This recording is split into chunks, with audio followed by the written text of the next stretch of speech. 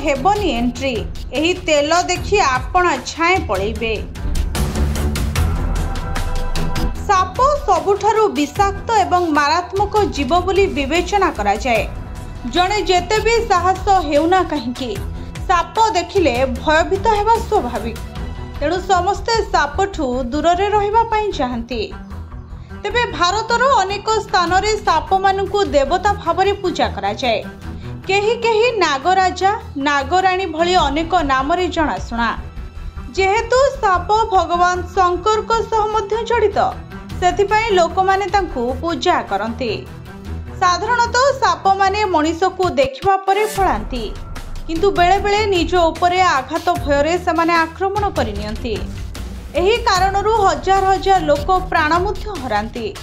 किंतु एसबु व्यतीत आउ एक सत्य रहिछि, अर्थात एही साप माने चाषीक बंधु भावरे खेतरे मूषा मानकु हत्या करंती।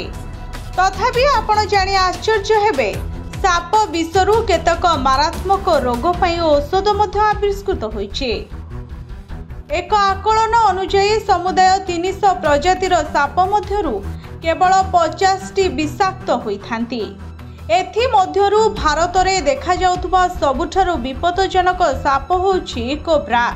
एहा शरीर रे गहम भली चिन्ह थाए। विशेषज्ञ माने मत देइछन्ति जे साप मानकु एड़ाया पई सर्वोत्तम उपाय हेउछि सेमानकु मारिबा एवं धरिबा परिवर्ते सेमानकु तड़ी दबा। एहा मध्य प्राकृतिक संतुलन बजाय रखिबो, कारण साप माने मूषा शिकार करंती और आम फसल को नष्ट हेबारु रक्षा करिथांती। एभली परिस्थिति रे साप आम मध्य रे रहिबा अधिक गुरुत्वपूर्ण, किंतु सेमानक निकट को जीवा अर्थ मृत्यु।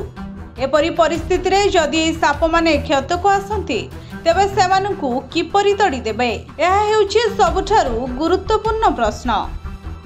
भारतर उत्तर प्रदेश रे कृषक माने सोरिष तेल जाली साप को तड़ी दियंती। खबर अनुसार कृषक माने अनेक एकर जमी रे व्यापिथिबा क्षेत्र सोरिष तेल जालंती, जहा फल रे साप सहजरे प्रवेश करि परिबो नाही और आक्रमण करि परिबो नाही।